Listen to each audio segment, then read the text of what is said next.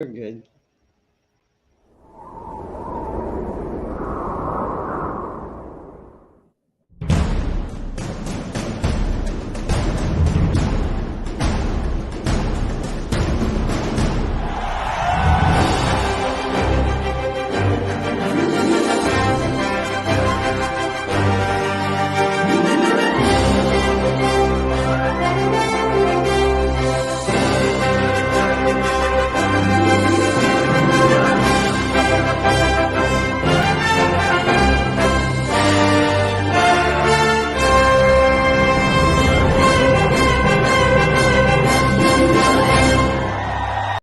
Organissima, New York.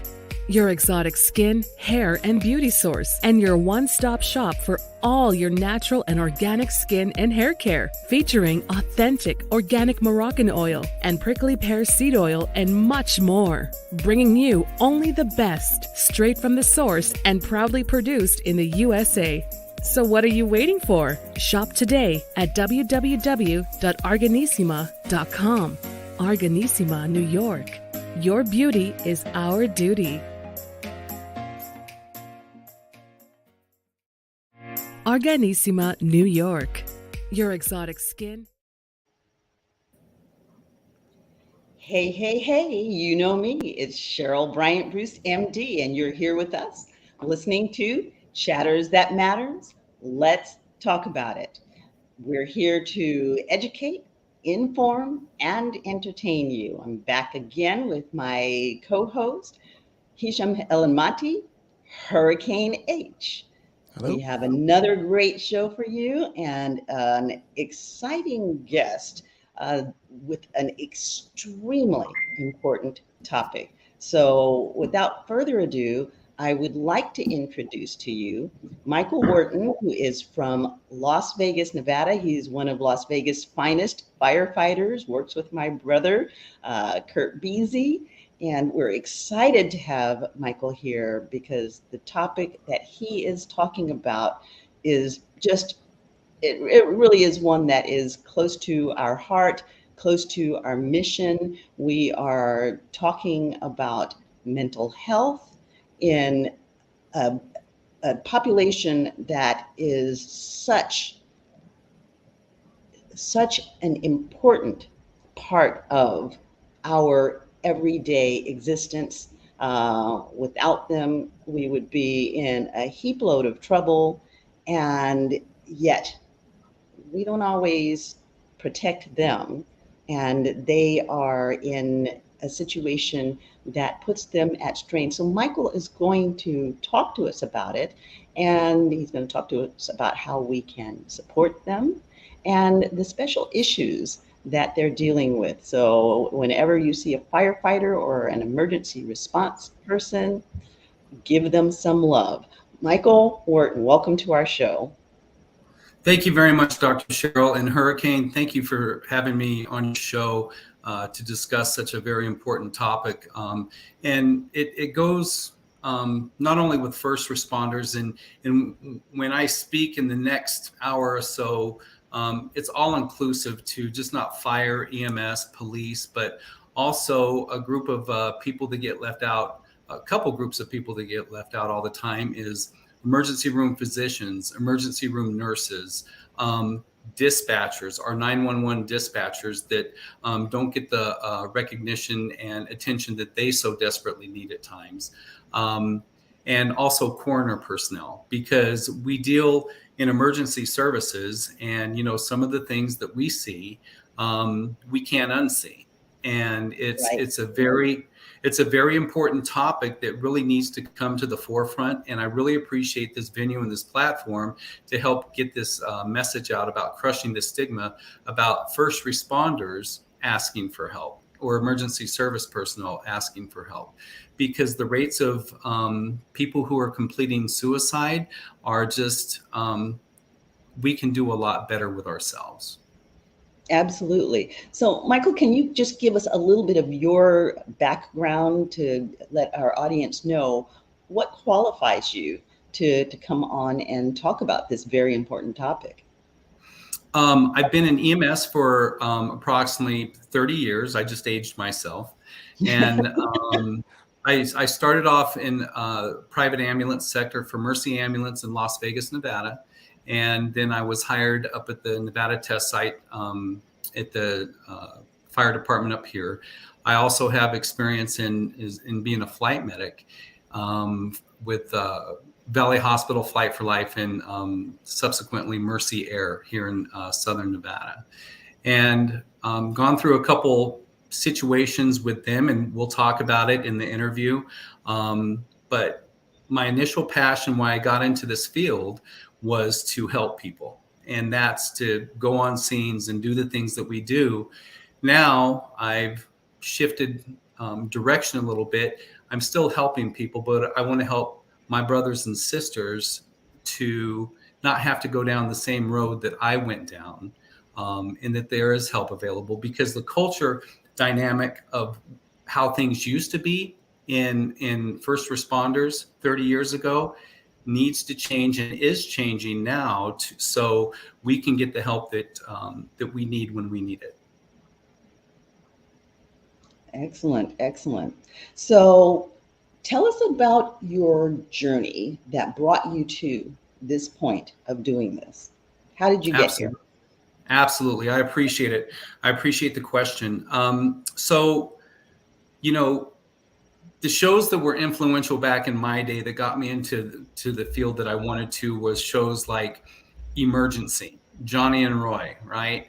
And also Rescue 911 with William Shatner.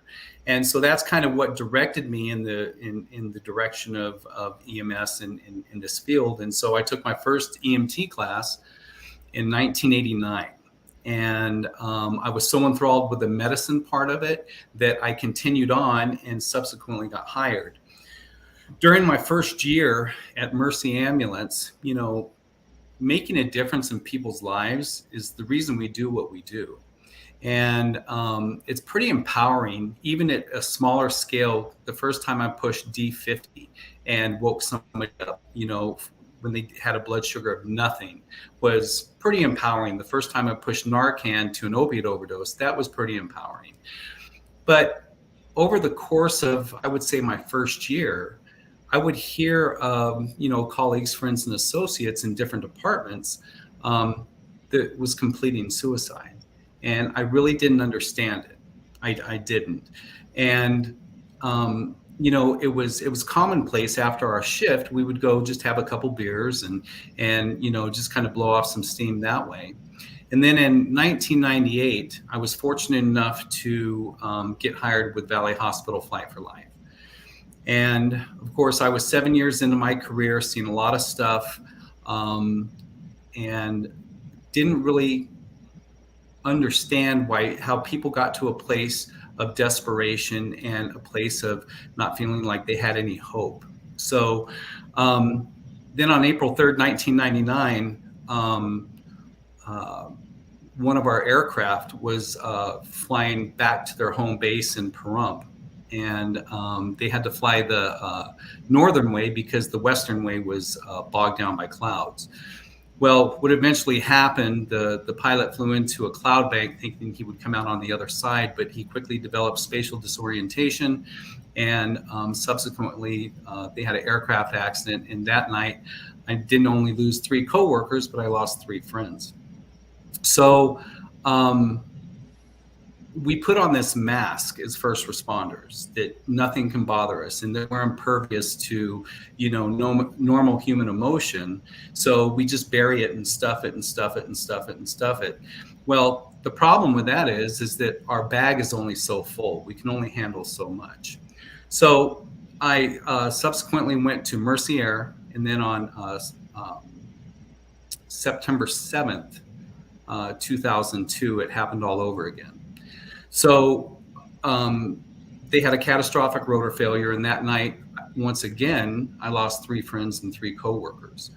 And by this time, I was probably 11 years into my career, and I had lost the resiliency to appropriately handle my thoughts, feelings, and emotions. So the 1 or 2 beers that started off in my career, I was drinking to excess to probably 4 to 5 nights a week. And then when alcohol wasn't enough, I was using other things. And and this insanity went on for about 4 years. And during that 4 years, I too just hope I would either drink too much or overdose, just to end the pain in my head, because I just didn't know how to deal with it. I didn't know how to ask for help. And that's part of the stigma that, keeps a lot of people suffering in silence, and it keeps a lot of people from getting the help that they need. Well, luckily, through a series of events, on January 9th, 2006, I was able to get clean and have remained clean ever since. And the thing is that's a huge important part of it, but even more important is being able to ask for help and talk to somebody, because it's come to my realization that true healing doesn't begin until you get vulnerable with somebody. And you don't have to dance with everybody, but you got to dance with somebody. And it's only probably over the past 2.5 years now, my passion has really been to, reach out to first responders and reach out to people that are suffering, because I can only speak to this venue. I don't know what it's like and you and I have talked about this, Dr. Cheryl, about celebrities, sports figures who the mental health aspect is finally coming to the forefront in their arena. But my passion for the last 2.5 years is to reach out to first responders and let them know, and I know this sounds like a cliche, and let them know that it's okay not to be okay. But Right. As a friend of mine, Dr. Bianca McCall, says that not only is it not okay to not be okay, but it's okay to be okay with with what makes you not okay. In other words, it's okay to feel what you're going through. I know I kind of said like triple negatives and process that one. like, it's okay to be okay with what not makes you okay. So the thing is, a lot of times we don't know how to ask for help because we're the ones that's giving the help. So, judgment comes into that as well. We don't want to be judged that because a big part of the stigma that keeps us from asking for help, it's kind of multifaceted. One is, the biggest thing is, we don't want to be perceived as being weak, right? And we're afraid of judgment from others. Right. And another one is, we want to be accepted amongst our peers.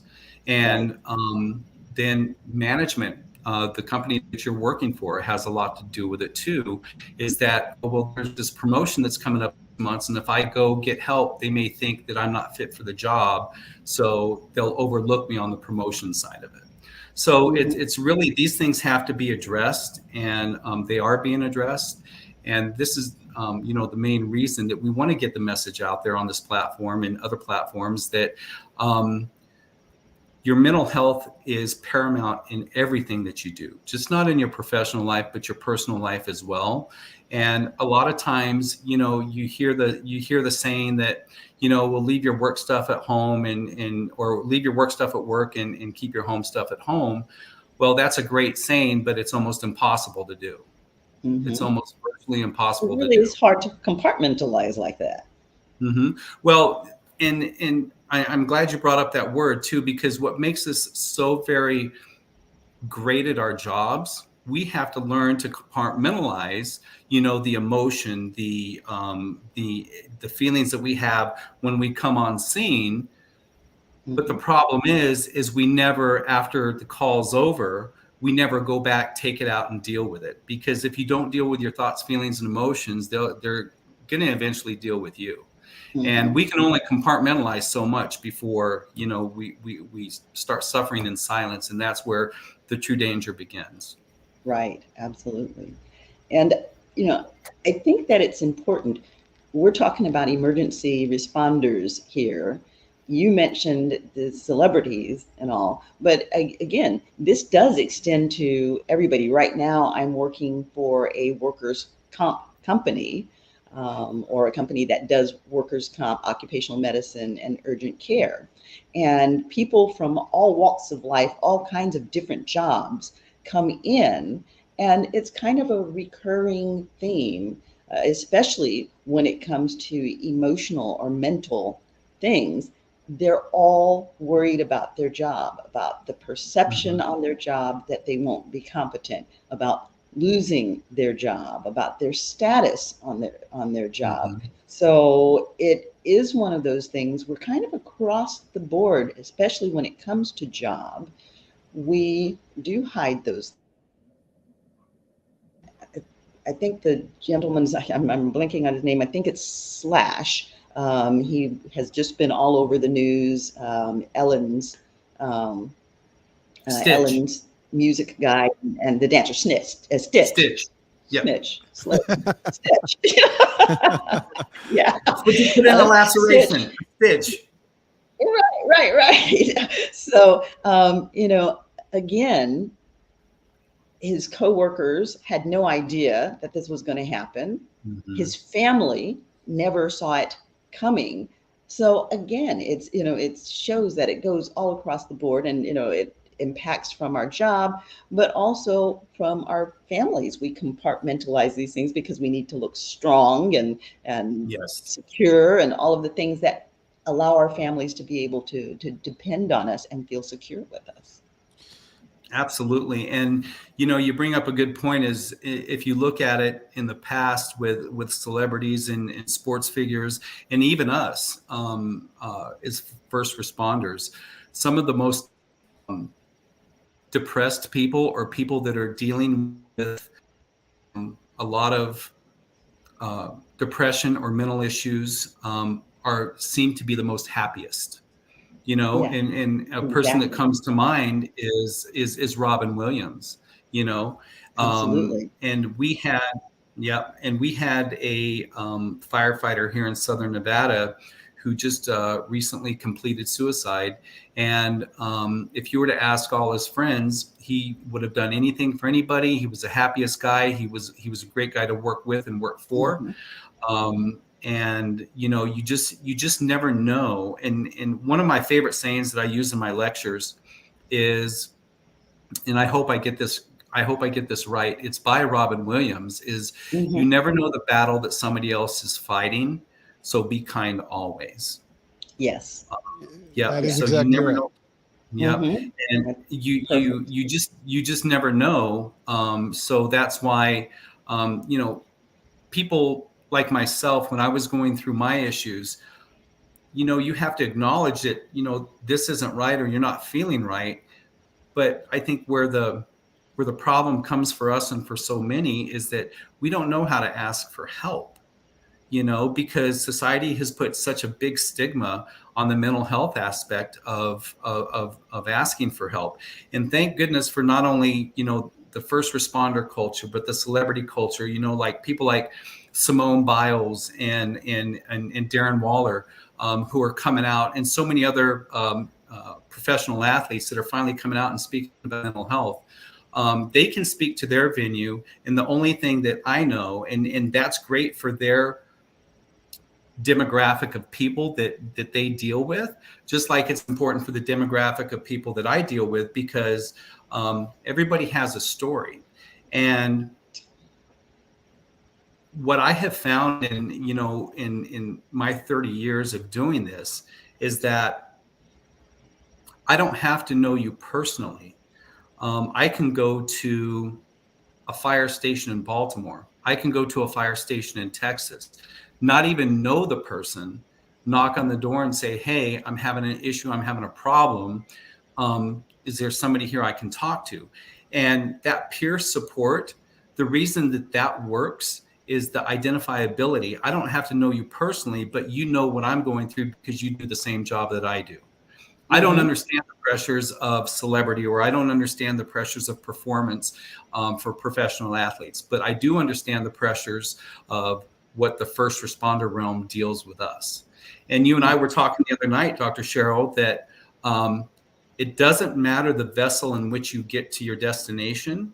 We all arrive at the same destination, but we just drive our car or our truck a little bit differently. Right. Absolutely. So I'm sorry, Mike, doctor, if you might. I wanted just to say this. I mean, you started the discussion with the idea of the folks that may not have been highlighted when it comes to the work they do, and including the folks that in the emergency room, all first responders, and really, we do not think. I mean, it's almost like I guarantee you, people watching right now, listening, they probably have not even thought about that aspect of it, because we always, when you go to those places, you think that you're looking at them that they're going to solve the problem, but you never think about how they feel at that time, or what they do and how they feel when they go home. And there's the facade. I mean, it's like I was just thinking about as you're speaking, the concept of your father, your mother, your parent, right? And you do not want to show fear or that you are going through trouble. You cover all that, you keep it all in, but you kind of just camouflage all that for the rest, so nobody knows what's going on until something happens, and it could be too late. And so first, I wanted just to thank you for actually even really recognizing all the different people that actually are affected by this, but also to opening up our eyes, and I think to our listeners and viewers, that we don't realize how much trauma and stuff that you guys deal with. I mean, Dr. Cheryl and I, we were having the discussion last night, and when you think about it, the stuff that you see, if we see one tragedy, one event, one incident, accident, whatever, we go crazy. And it stays with our minds. I mean, I've seen people just fall and heard themselves breaking bones, and it looks, you guys see burns, you see some extreme trauma. I mean, just like the doctors and so on and so forth. And those that work in the emergency room or in the field, you guys are first responders. You're in. Well, no matter what, you're always facing the most horrific stuff, plus the dangers. And that's the other thing. Like, you go in, your life can be at risk at every given second. Whether it's the fire, whether it's sometimes shootings, it could be many things. You guys are always in the line of fire, one way or the other, and we don't see that as much as just the regular public. We just expect the service. We expect that you're going to be there when it happens. The group that you mentioned that probably the least of people would think about was the dispatchers. But there were a few movies that actually, I think one was Halle Berry, was a great one. I think The Caller or something. And there were many more where someone is calling in, and these folks are really live with these people as they go through their whatever they go in, the surroundings that they have or the circumstances they're dealing with, whether it's trafficking, whether it's murder, activity, shot, whatever, and things are happening, and these people are listening. I can just possibly, now that I'm thinking about it and hearing you, my mind's like, wow, what would that, if it were me right now, how would I react when I go home? Or like on the day, maybe you numb yourself to it. I don't know is there a formula to it? Obviously there's none, because it's just going to compound, and there's going to be a point of no return, or a point where that's going to boil out, and that's just going to be like, oops, that's it. And then the outcomes are the worst ones, as you said, suicide, maybe you go into like drugs and other means to just compensate. So thank you for doing. I just wanted to add that comment there, because like, again, as a normal, non-EMS, person, or non-front, first responder, I did not see that relationship. Like you would think about it, but you don't really. And I can probably, I'm speaking for the public here that's watching on the audiences, but if you're listening and watching, just reflect on that for a minute, and you'll see exactly what this is. It's more than we think. And we hear about it in law enforcement. We hear about it in PTSD, for example, military personnel. But we don't really look at it from the folks that actually hand-on every day in the streets that are protecting us. I mean, imagine no fire department. Imagine no EMS coming in to rescue people when they need the best. I mean, that's the moment where life and death is really just seconds away. You guys come in and do all this stuff. You mentioned something about when you had to administer, some stuff for an overdose. That's powerful stuff that people don't realize, that you're looking at someone that's actually dying or potentially gonna go, and you're saving their lives. Those are things. I mean, you've seen all the worst of how this world can be. It is not easy. And again, I just wanted to highlight. I'll stop for that for now. I'm going to throw in another first responder that is probably far from people's vision of first responders, but I'm sure Mike can tell you just how important these people are. There is a fire chaplain that goes out to the scene and initially deals with a lot of the emotional stuff that's going on. And just imagine the load that a fire chaplain carries, or that any kind of chaplain actually, because they're bound to silence, to confidentiality, and they're given all of our load, and then they take it home and they can't talk about it. But particularly when you have these gruesome emergency scenes and they come on the scenes and they're having to see the scene and react to that themselves and keep the mask of composure. They're having to minister to the other first responders that are there, the family, the crowd. Imagine that load. Yep. And both of you bring up excellent points. And now the ice has been broken. And because you brought up you evoked so many things that I hope I can get across. And I appreciate the acknowledgement, Hurricane, for what you said. And Dr. Cheryl, the vicarious trauma that people like chaplains deal with, people like people deal, because after a really horrible debriefing, they need to go and get debriefed themselves. So vicarious trauma is a very real deal, and they can't be left out of the picture as well. Hurricane, to your point about, I think a lot of the times where us as first responders kind of get into deep waters is we downplay our emotions. We're really good at caring for others, but sometimes our self-care is lacking and we downplay our emotions. But at the end of the day, when you take your uniform off, regardless of whatever chameleon type of face you put on during the day, you should have a t-shirt that says, "I'm human too." Right. And I say that because we're normal everyday people that do an extraordinary job, and we have to give ourselves the grace to be able to, say it's okay to feel this way. It's okay to feel hurt, and it's okay to feel what I'm feeling, because at the end of the day, nobody is impervious to the feelings that they express, because your feelings are your feelings and you own them. And you should give yourself enough dignity and grace to say it's okay to go what I'm going through. And to your other point, Hurricane, about what you said about the dispatchers, about, they have a whole nother realm of stress that they feel, because can you imagine you have a screaming person on the other end of the phone, and you're trying to give pre-arrivals to them, and you can't see what's going on, the helpless feeling that they must feel sometimes of not being able to feel that they're adequately, helping this person. Case in point, when I was working at the coroner's office, because every firefighter and paramedic has to have a part-time job, right? So I was training as a death investigator. And I had to give a death notification to somebody that was out of state. And when I gave the death notification, hearing the screams in the background from the family members will stay with me always. So imagine that was just one call that I did. Imagine these 911 dispatchers who take hundreds, if not thousands, of calls a year, and how it stays with them. So I'm really glad that you brought that point up as well. Listen, I mean, we can talk about it, but literally when you think about it in depth, I mean, it's just unbelievable. I mean, the level of, stuff that you have to carry on, and you still have to live and day in, day out. I mean, there's no way you can hold on to it forever. There's no way for you to actually literally just minimize it. Again, I mean, true story to me, one time, and I kind of briefly mentioned it, but I only witnessed one serious injury in front of me. I still can see that visual in front of my eyes today.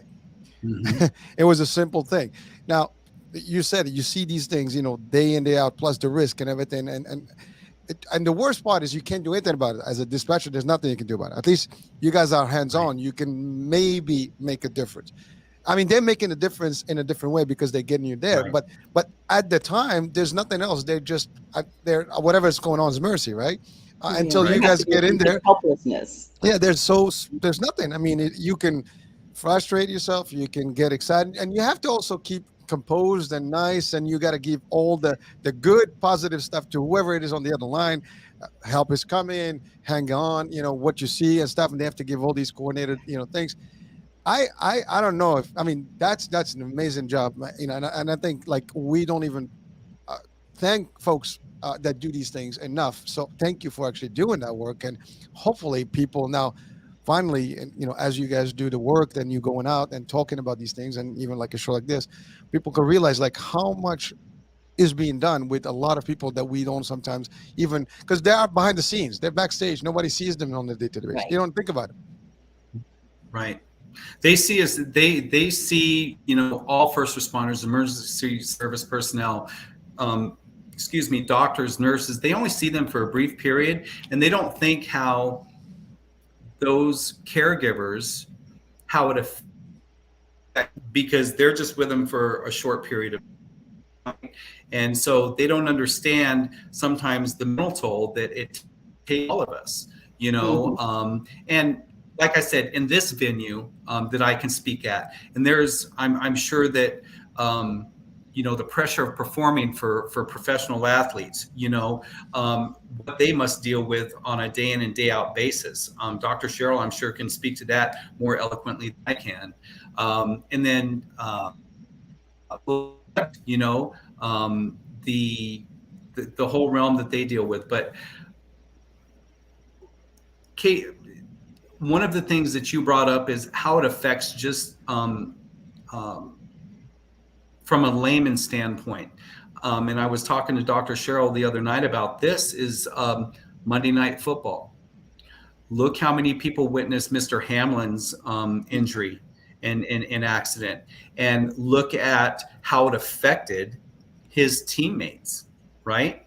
And first and foremost, I'm glad he's on a road to recovery. I'm glad that he'll be back, hopefully. But look at the mental toll it took on just not only his teammates, but everybody in that stadium, everybody watching on TV. It kind of left him with an awe. And what we deal with sometimes, not that it's just the course of our job and the scope of our job, we may have 3 or 4 of those calls in a shift. So now you compound that into weeks, months, years, and you can see how first responders have a huge buildup of all the stress that they've been keeping inside.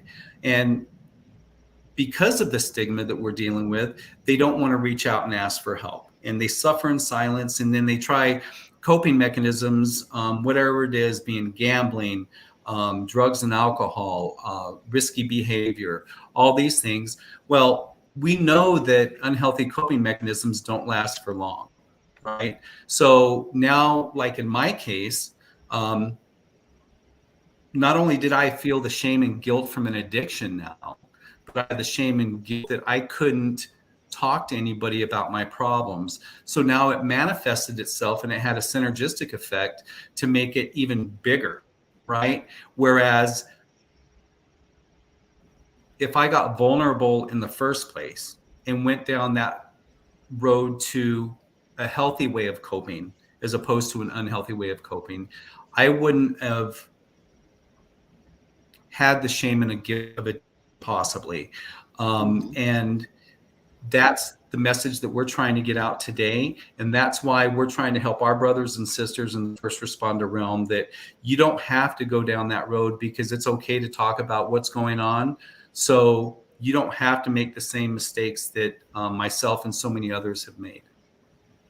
I think that one thing to point out is that as we're in the situations and we're looking around at others, it feels like everybody else is coping with it well. And we question ourselves as to, well, why are we not coping with it? But they're wearing the same mask that we try to wear. And we have different ways of coping. I know when I was working in the emergency room and we would have codes and such, as the first responders are going through the codes, one of the ways that we frequently will cope with it is through the use of humor.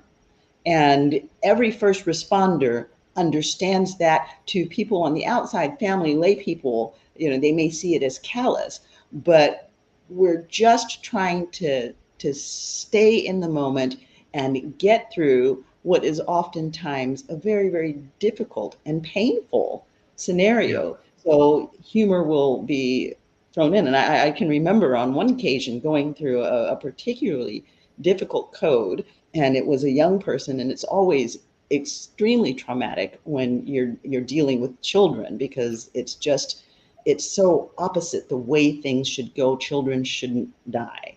And going through this code, and it wasn't going well, and trying to keep my own emotions out of it, and we were using humor and everything else that we could throw in to maintain. But I remember at the end of that code, everybody did a good job, and we actually did end up saving that child. Everybody did a phenomenal job. And even though we saved the child, even though the outcome was a good one, the strain and stress and pressure of it, when I went to my call room, I just absolutely broke down and sobbed hysterically. Mm-hmm.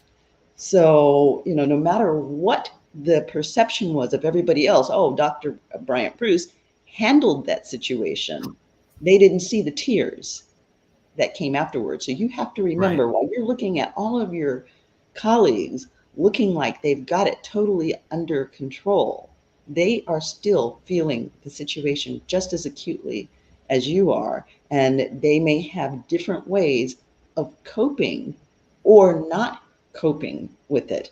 But you have to assume that it is affecting them. And it helps if you acknowledge that. Say, hey, are you okay? Right. And I think you bring up a really good point. And we have one thing that I learned in recovery is kind of that same premise that you just expressed. And the one saying that comes to mind when you came up with your example is, don't judge your insides by somebody else's outsides. Exactly. Right?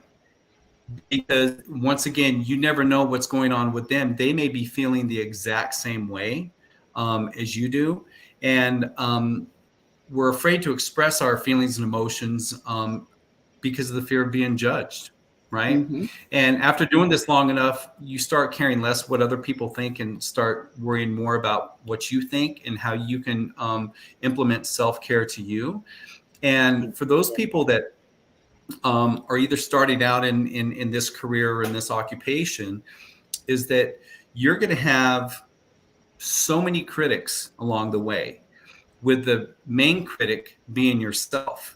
You're going to be hardest on yourself. And there's a couple things I have to say to that. One is be kind and patient with yourself, because you're going to have so many other people out there that's going to criticize you, right? And the other thing that I have to say too is those who judge don't matter, and those who matter don't judge. And it's one of those things that we're so sometimes afraid of other people's approval on the jobs that we do, and in the social optics of it all, is that, what really matters is how we feel about ourselves, because we're going to do our job no matter what. Mm-hmm. Yeah, that is a very good point that you bring, and that self-care and that self-love. Let's talk about some of the ways that people can cope with the stress, and some of the ways that people can reach out to get the help that they need in dealing with it. I think, and this is the last part of one of my lectures that I do for an ambulance company here in Southern Nevada. And self-care is a huge part of what we do. The first and foremost thing is what I've already mentioned, is be kind and patient with yourself. and I have a slide up there, is that there's many people out there just like you that are fighting the exact same battle, because sometimes what we tend to think is that we're the only ones that are going through this, and we're not. And part of self-care is understanding that you're not alone. Nobody's ever alone, and there's always somebody out there to listen. And I think self-care, no matter what you do, whether you take 15 minutes throughout the day just to meditate, or just to be with your thoughts and be alone, taking breaks throughout the day, and they give other suggestions too, but in our field, in our line of work, it's kind of almost virtually impossible. Like, keep a regular schedule. I don't know one first responder that keeps a regular schedule, and that's including emergency room physicians and other emergency service workers too. But have patience with yourself. I think that's the biggest thing too. And don't put unrealistic expectations on yourself. And know that, through the course of our jobs, we're going to learn. We're going to learn what works for us and what doesn't work. And I think, as far as being able to talk about our feelings and our emotions, I think peer support groups in our field and in our culture is vitally important, because you're finding out once you feel that you're not the only one going through this, that takes the whole stigma and the whole pressure of not being accepted off your shoulders. And it's been my experience that that's 70 to 80% of it is right there.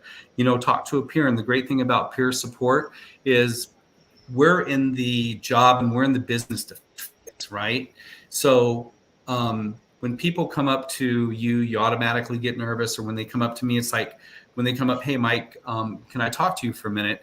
Automatically, my fixing brain goes on. It's like, uh-oh, what problem are they dealing with? How am I going to fix it? But the beauty about peer support is the only thing you have to do is listen and show empathy and sympathy. Right. And not judge. Because people respond to situations differently. Their emotional answers may be different than our own. We're all wired a bit differently. So we want to not judge, while at the same time looking for the indications even that that person may not be opening up. They may still be masked, and trying to do what we can to allow them to let down the wall, let down the defenses, so they can be open and share and feel like we're not going to judge them if they do. Right. And I think another very important thing about self-care too is, because we're so dedicated to our profession, you need to set boundaries for yourself as far as having balance. And I say that, it's one thing to be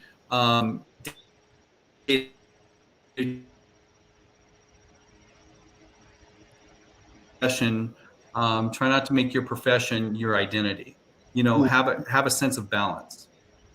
Yes. And balance out your work life, balance out your home life, your social life, church life, if you go to church, and vacations and everything else. And that's given back to you, because so many times, how much overtime do we work? A lot. How much time are we always there for others? A lot.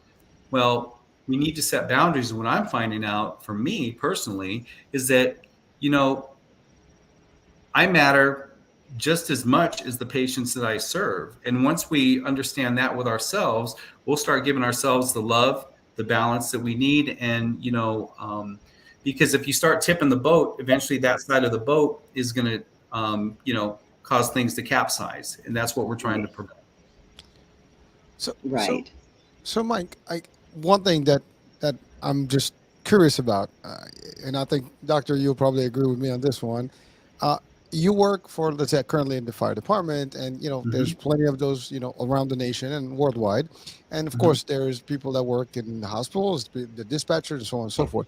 But what kind of measures or I guess dispositions are available to assist people, at least to be anticipating some of the dealings with the first responders in terms of mental health? I mean, are there services that are available readily for you, or is only when you have a problem? Are there, like, something that's available to you, for example, to get you on an ongoing basis to help you and guide you through all those things? I mean, is there such a thing? I mean, I'm not sure, and that's why I'm asking. It just, yeah, I'd be curious to know, because technically, this is going to be a difficult job, so you need to have dispositions and stuff ready to help your staff, to help your Yeah. city folks that are going to go out there and save lives. And I mean, I can give you an example. I know, for example, in the pandemic, the EMS, the nurses, all the first responders were there, right? But there was not necessarily a lot of care about them. And let's just be clear about it. They put in a lot of hours. They were there day and out where there was risky. But the outcome after the pandemic was not really what we expected, at the same level. That they were all like heroes, but then all of a sudden, that hero business has gone away, and I'm not being funny about it. I'm just literally being as honest Right. about it, because we would have hoped that the same way they were treated, and everybody, we were all gun ho for them during the pandemic. That's not the same feeling that happens after, when everything kind of dissipated. And again, the trauma didn't go anywhere, and it's still there, and the cases are still there. But are there any departments, solutions that are already in place to help, mental health, access, whatever the case may be? That's a great question, and that's It the is. $100,000 question, actually, because I wish there was a magic solution to such a intricate and complicated problem. Is that there is programs available. We try to implement the best that we can. There's programs like critical incident stress debriefing. There's critical incident stress management. There's peer supports. One thing that we have found that first responders don't utilize are things like EAPs. And I'll tell you why. Employee assistance programs, for those of you that don't know. And I'll tell you why, is because one is a trust factor. And don't get me wrong, the people at EAPs do beautiful work, and they do a lot of great things for a lot of great people. For first responders, it's a trust factor, because if they report to an EAP, they feel like, just like Dr. Cheryl said, their job's going to be in jeopardy. And another thing is the relatability, the identifiability. Yes. It's like, as first responders, we see the things that we see, and the problem is that unless you're trained specifically, like in trauma intervention or things of that nature, sometimes the relatability isn't there with the people that you talk to. And that's why I'll give you a perfect example. I had to vet probably 5 or 6 people for me to go talk to personally, a therapist. I had to vet 5 or 6 people before I got one that really understood what first responders and people go through. That's in my business. So that's a great question. I think peer support has worked out, but I think where we start the prevention is planting that seed to let people know, hey, if it's your coworker, or if it's somebody that you can trust that will understand, you need to talk to somebody to get this off your, because by active listening, I'm not a mental health professional, but by active listening, in a sense, what just the listening part of it does validates those feelings that person has, especially without judgment and empathy too.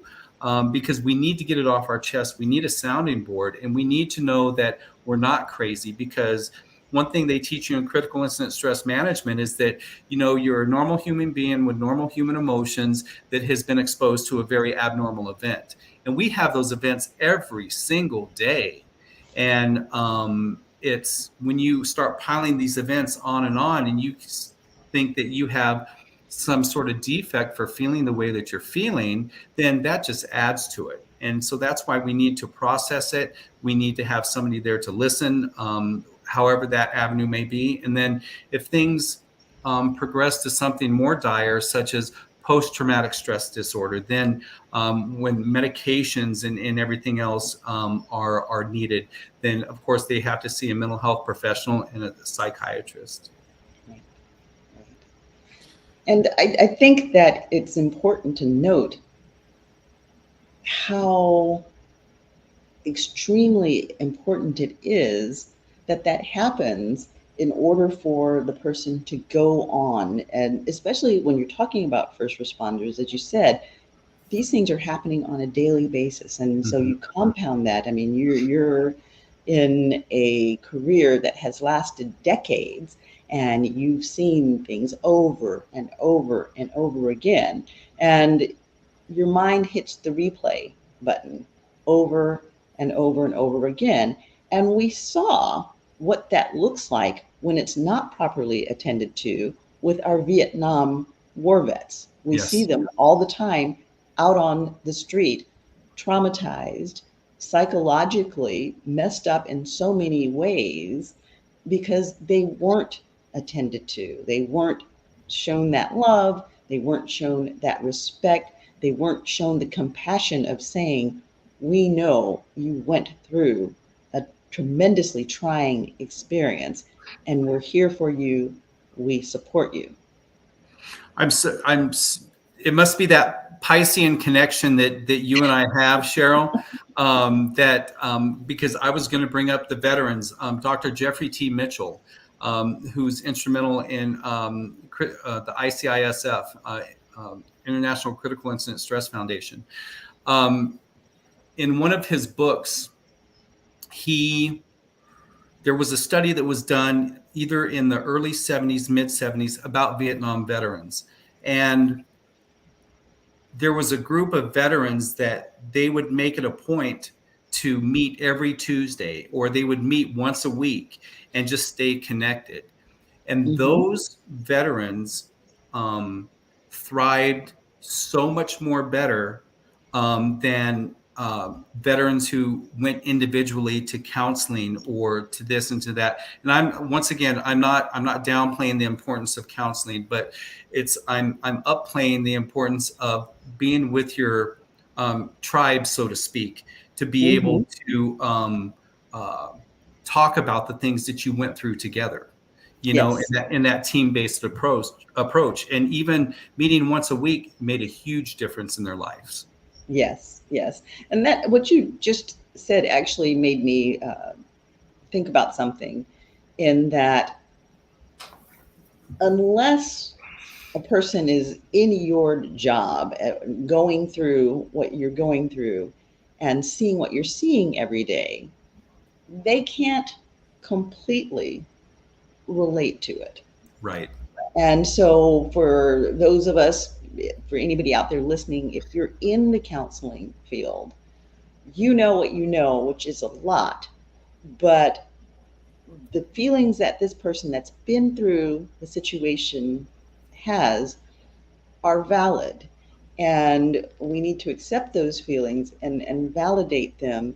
And we need to let that person know, I'm here for you. I understand the process of what you're going through. But, one of the things people say is, you don't know what I'm going through. You've never been there. You don't know what this feels like. I think as providers who are providing help, we need to acknowledge that and say, yes, I do not know exactly what you're going through. That's very valid, but I'm here to learn, and I respect what you're going through, and there is a process that we can take you through that will help you deal with the issues. I can never walk in your shoes, and I accept that, but I'm here for you, and I have tools that I can offer you that can be of some use. That acknowledgement is very, very important. Yep. And that's very beautifully put. I mean, when can I make an appointment with you? Because that's perfectly said. It's perfectly said, because just the acknowledgement that I don't know what you're going through, but I'm here to listen. One is the huge thing, is the empathy, right? Is the empathy. It's like Brene Brown, the video that you see, what's the difference between sympathy and empathy? Hey, I'm sorry that you're going through that, but empathy is actually getting down in the hole with somebody and being with them, right? Yes. And I think that's so important. And another thing that I'd like to bring up too, as a follow-up on Hurricane's question, is that what can we do? I think it starts at the top with administration, with our bosses, with the company or departments that you work for. People need to know that they have your support. I'll give you an example, because police officers have a very challenging, even an extra added level of concern when they want to report to, say, an employee assistance program, or to go talk to a therapist, because their fear is they're going to lose their badge and their gun. Right. And that's a very valid fear. That's a very, because that's their livelihood, right? But I think things start at the top. When I went through my personal issues, and on January 9th, I started making calls to go to a treatment center in California. And to tell you the level of the way it's not like this everywhere, but the way it should be, I had one of our deputy chiefs said, if you need help, I'll drive you to California. I'll take you to treatment myself. And that type of, and I'm forever in his debt. I'll never forget that. And that's what the people, that's what people need, is to feel that they have the support of their superiors too. Absolutely. Absolutely. And I have to say, in terms of acknowledging, I have to acknowledge how I appreciate how you're able to pull the names of the people that you're following in the videos and such, because that is not me. As you saw how I butchered poor Stitch's name, there was no disrespect intended, but I mean, I was working through trying to get there, and I will remember faces and situations, but I do not remember names, and I'm impressed with your ability to pull those that way. Well, thank you. And I just wanted to add something. I mean, Mike, you're doing this work now. I mean, you took it up on your show. This is not your job. I mean, you're literally in active duty right now in the actual call center, and they're waiting for. He's in the firehouse right now. I know. You're ready for action any minute. I mean, we got lucky so far, but the fact is, you do this as you've been through yourself, your journey, and you recovered well, and now you're in it, but you are helping, and that's something that's also admirable, because you don't see a lot of that, and this is, I'm assuming this is volunteer time. It's not like you're getting paid for this, and you're going around, you're taking time this Saturday right now on the show with us, and that is also something that is important. I mean, because not only you have the resources and you actually quote those folks, and you have the ability to share with the audiences and your colleagues in the workplace, but you're doing this, and it's got to be, there's a gratification level to this, because you're helping others. Let's talk about that a little further. Let's flesh that out a little further. Okay. This is an amazing thing you're doing, Mike. How much does it help you in terms of your own personal journey? I think there are times where I don't know who benefits from it more, the people I lecture to or myself, because it's all about gratitude, right? That's one thing that I talk about in my self-care portion is, when you're having a really down day, or you're in the weeds on something, write a quick little gratitude list, because all it takes is a little bit of a change in perception to change your whole outlook on the day. And I also give another thing that helps you out when you're all up in the fields and you're not doing well. Be of service to others, because that's what it's all about. Mrs. Jones, loses her husband, and she lost her husband 6 months ago. It's spring and summertime. You notice that Mrs. Jones' lawn needs mowed, go do that for her, because I don't know who feels better, Mrs. Jones for not even asking to do it, or you by doing something for somebody without even being asked. And one of the things that I get out of doing this, as far as lecturing to, these different agencies, is that, especially with the young kids that are coming up now, I don't mean any disrespect by calling them kids, but the younger generation that's coming up now, is that you don't have to, we're trying to change the culture. We're trying to crush the stigma of what used to be. And you don't have to go through the pain and despair that so many of us had. So it's all about giving back, because that's what we do as a division chief, as an instructor, as someone who's been doing this for a while. That's my contribution back to, help these people that are just coming up. Because if there's anything that we can do, and you do a lot of talks too, Dr. Cheryl, if there's anything that we can do to give them another tool in their toolbox or to make their light shine brighter, that's what we do, because that's the nature of what we do. Right. And I think it's really important to do that and to be generous with it, because when people are under stress or they're going through a situation, they may not ask you for help. They may not even see the areas where they need help because they're busy trying to deal with what's in front of them. And an example that I think of, and this is a little PTSD coming up. I lost a child for 10 years. He was very, very ill. And I remember there was a time when he had frequent hospitalizations and we were going in for a hospitalization. And that was the day I learned to hate neighborhood associations, because we lived in a very, very nice neighborhood. And I had gone out and I had bought all of these plants to put in to beautify our yard. Well, baby gets sick. My child's far more important than those flowers. So we ended up in the hospital, literally in the hospital, because when he went in, I had to go in with him for 2 weeks. And it was in the middle of the summer. The sun was blazing and everything. And when I came back, not only were all of my potted plants dead, but my lawn was incredibly overgrown.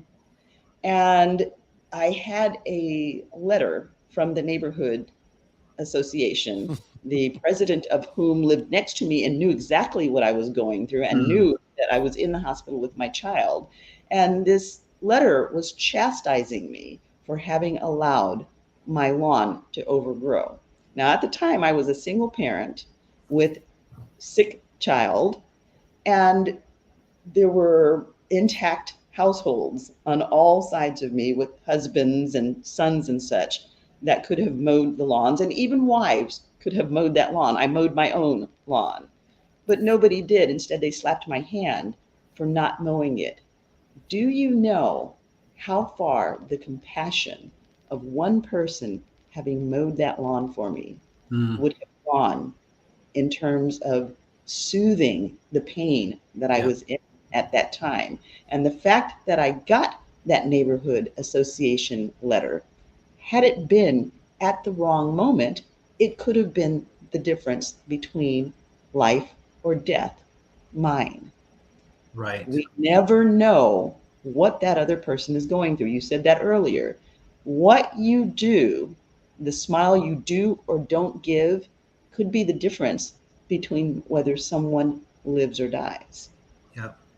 And that's, and you bring up a whole nother aspect to this too. I recently went to a resilience conference from Resilient Minds on the Front Lines. And one of the big things that they teach us there is random acts of kindness, our racks, so to speak, right? And you don't know the perception or the someone may be having a really cruddy day, you like, for example, my daughters like to go to Dutch Brothers. They're 12 and 10. They're aged beyond their years, right?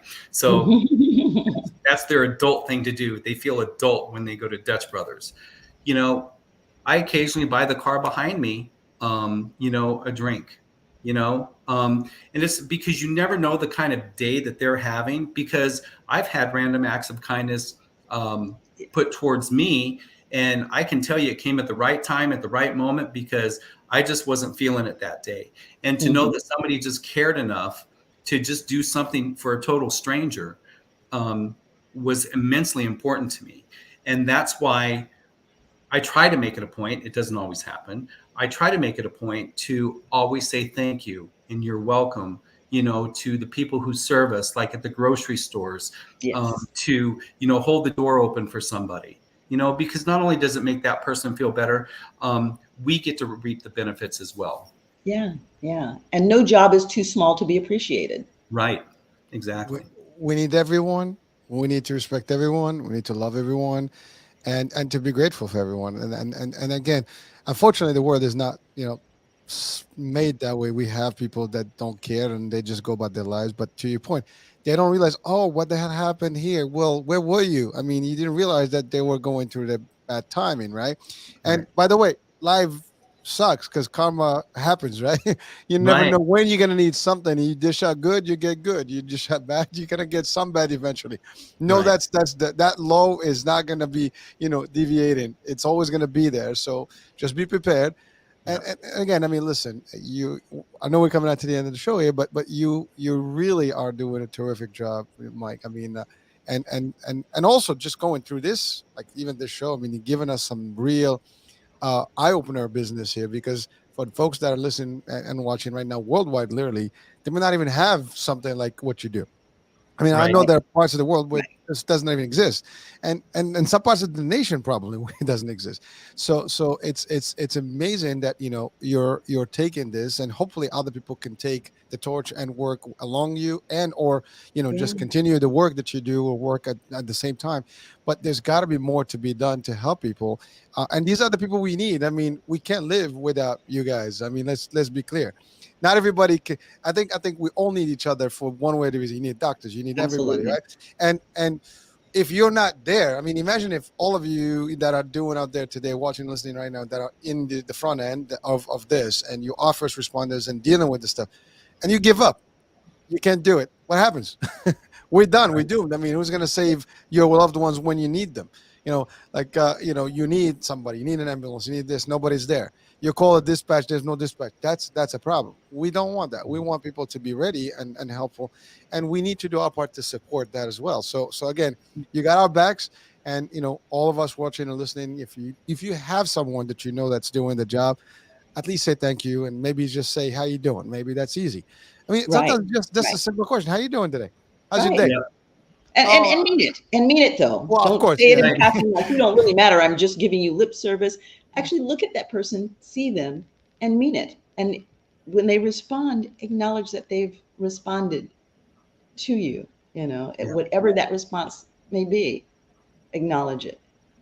I tell you what, the 3 seconds it takes to ask somebody how they're doing and mean it can change the whole outlook on somebody's day, especially for us, because it goes deeper. I'm not into the mental health profession or anything else, and I don't know what psychological, you know, dopaminic releases it elicits or anything like that. But just having somebody asking the question, "Hey, how are you doing today?" and mean it, gives me a sense that they actually care when I'm, you know, about Mike, you know, and about, you know, how my day is going. And one thing that I want to touch on too before we leave is that kindness and empathy is applicable across all our lives, just not first responders and you know, amongst everybody. So just if we can take that with us today, and I have one last thing that I want to say, but I'll let you guys wrap it up.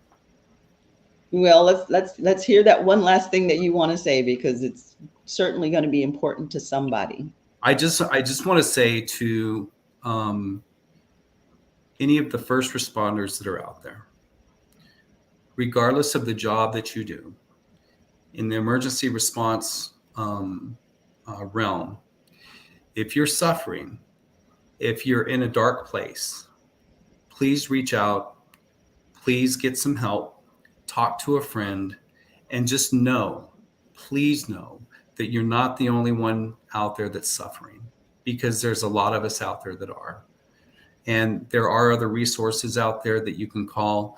And I know that we don't have time for it today, but maybe on another show we can talk about 988. We can talk about, you know, crisis hotlines and everything else. So, you know, my heart goes out to those people that, you know, are not doing so well right now. So please, you know, there is somebody out there to listen to you. Absolutely. And you saw that big smile that came across my face, that it was that Piscean connection again, because I was just getting ready to talk about the 988. For those of you who do not know, 988 now connects into the suicide prevention. It is the suicide prevention hotline, and it is up and it is active. And you keep hearing Mike and I talk about this Piscean connection, but we really have a hardcore Piscean connection because Mike and I share a birthday. So we're here. Yep. Mike, thank you for being here. This was absolutely awesome. And you addressed a lot of things, and certainly we will be bringing you back because, you know, as I said earlier, this is a big onion to unpeel. Yes. So many different layers, and each one of them can be a separate topic, and we would like to address a lot of them.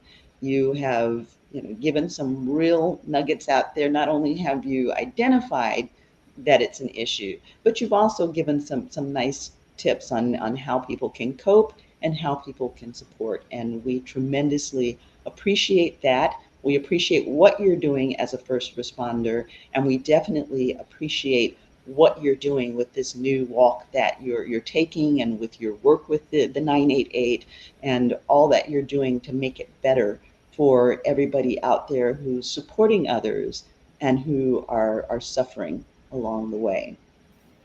Well, thank you so much, and I can't thank both of you enough for having me on your show.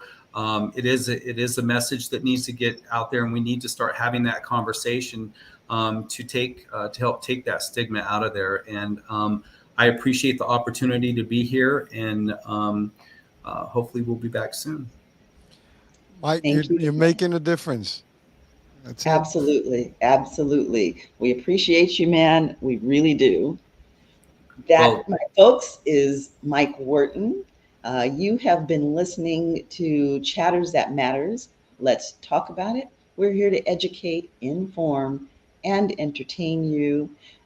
All of Mike's information will be listed on the YouTube site, the EMBC television network site, my IG and such. There will be a lot of places where you can connect with Mike if you're interested in having him as a speaker, if you're interested in doing a workshop with Mike. There are lots of things that he can assist you with. And if you don't catch it on the EMBC TV, you know, excuse me, you know how to reach myself and Hurricane. You know, we're there, and we'll connect you with Mike. We definitely are behind what he's doing and the importance of it.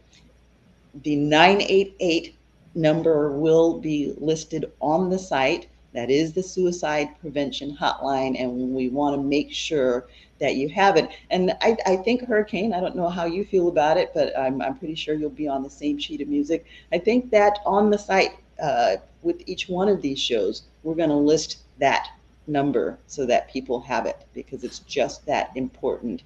If that number saves one life, then we've done something. Actually, we had it on a previous show, but yeah, we can add it to all the shows. And certainly, Mike, whatever information you have that you want us to broadcast as well, if you have videos, whatever, the preventative, we can certainly use them, or your other shows, that can certainly push them out. Because again, the more, the better, you know, the message. But I think today's message is definitely going to be heard. It's going to be Awesome. worldwide, and a lot of people will be, you know, reaching it, and it will be reaching people. So Thank you so much. That's awesome. Thank you guys so much too. And thank you for listening to our show, watching our show. If you enjoyed our show, please go ahead and definitely share, and we'd love to have your comments, because we always want to make it better, and we want to bring you the things that you want to know about. So this is Chatters That Matters. Let's talk about it, and we hope to see you again next week. Thank you for joining us, and have a wonderful week. Bye, everyone.